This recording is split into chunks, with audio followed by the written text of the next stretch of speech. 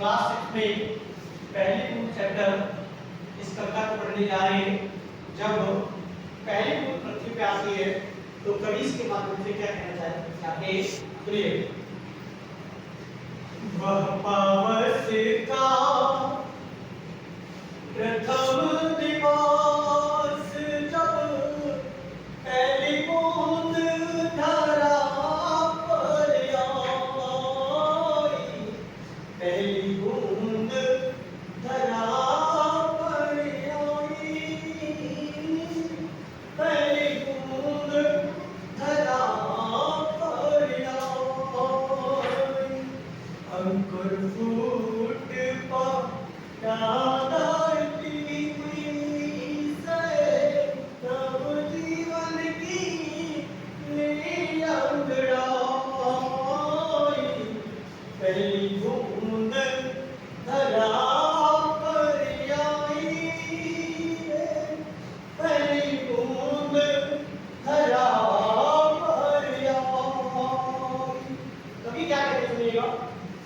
वह पावस का प्रथम निवास जब पहली बूंद धरा पर आई।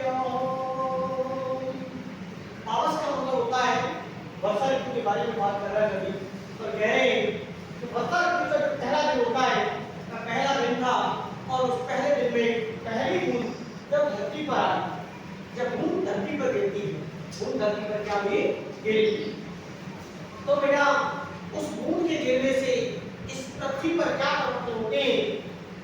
अंकुर फूटे पड़ा से नवजीवन की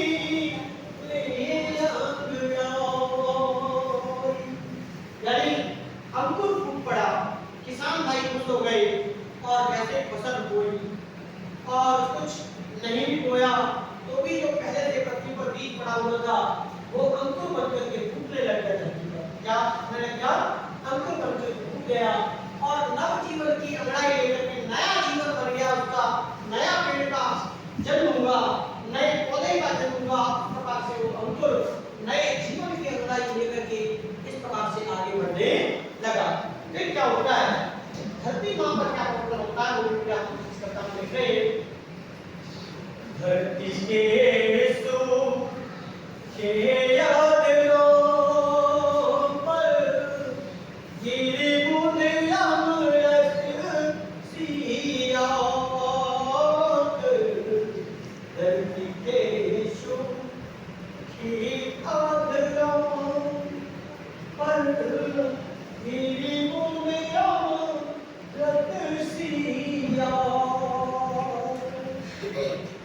कवि कहना चाहते हैं कि बेटा जो धरती माँ के जो होठ सूखे हुए थे, जो कि धरती माँ पहले से सूखी हुई थी, जो कि बारिश नहीं हुई थी, पानी की बहुत कमी थी, अब पानी गिर गया तो जो सूखे जो होठ थे उस पर गिरी बूंद अमृत सी आकर, ये जो बूंद थी बेटा, जो बूंद बारिश की बूंदें गिरी वो अमृत के समान बन गई, इसके समान गिरी, वो अमृत के समान आकर के गिरी और इस पृथ्वी की प्यास को उन्होंने बुझा दिया।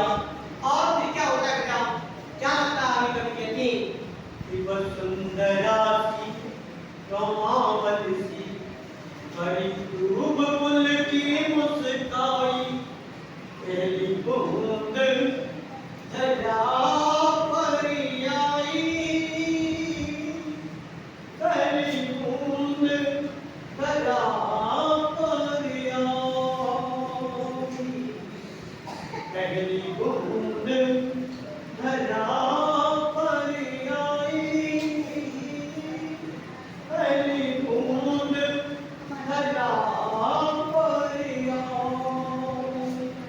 क्या होता है कि जब बूंद धरती पर आती है तो बेटा हरी हरी जो घास थी इसको धूप कहते हैं, इसको क्या बोलते बेटा, धूप। क्या बोलते बेटा, धूप बोलते हैं।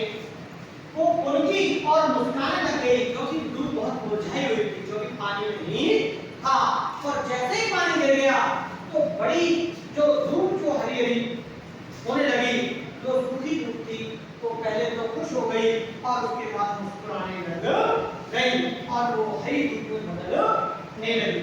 समझ में आया? नेक्स्ट, कब हुआ ये सब? जब पहली बूंद धरती पर आई। जब जैसे ही पहली बूंद धरती पर गिरी, बरसात हुई, तो ये परिवर्तन बेटा धरती माता पर आने लगी। अगली लाइनों में कवि कहना चाहते हैं, आशिमाने में उड़ता सागर लागा बिजलियां के स्वर्णिम पर। आसमान में उड़ता सागर लगा बिजलियों के स्वर्णिम पर। गजान गाड़ी जगा रहे बादल धरती की तरुणाई। पहली बूंद धरा पर आई, पहली बूंद धरा पर आई। अब कवि कह रहे कि आसमान में उड़ता सागर, जो सागर बेटा वो आसमान में उड़ रहा है। क्यों? क्योंकि सागर में से जो एक बादल मंडल में जब उठाए तो बेटा सागर में से जल ले गया है। कहां से लेके जाता है वो? सागर में से। और लगा बिजलियों के स्वर्णिम पर, और बिजलियां कड़कने लगती हैं आकाश में जब बारिश होने से पूर्व। इसलिए देखते हैं तो बिजलियां क्या करती हैं? कड़कड़ाने लगती हैं। स्वर्णिम की तरह से, सोने की तरह से बिजलियां चमकने लगती हैं और बजा नगाड़े जगा रहे हैं। और उस टाइम बिजलियों की कड़क ऐसे लगती है जैसे कि नगाड़े बज रहे हो। क्या बज रहे हो? नगाड़े बज रहे हो। और ऐसा लगता है कि बादल धरती की सरवाई को जगा रहे हैं, यानी सोई हुई धरती मां को जगा रहे हैं कि अब हम आपका स्वागत करने के लिए आज के हैं, अब आपको परेशान होने की कोई जरूरत नहीं है। ऐसा धरती मां से बादल नगाड़े बजा करके इस प्रकार से वो देवों के माध्यम से कह रहे हैं। और ये सारा परिवर्तन कब हुआ बेटा? जब पहली बूंद धरती पर आती है तो ये सारे परिवर्तन देखने को मिलते हैं। क्लियर? तो आज के टॉपिक के लिए इतना काफी है। नेक्स्ट टॉपिक हम कल पढ़ेंगे।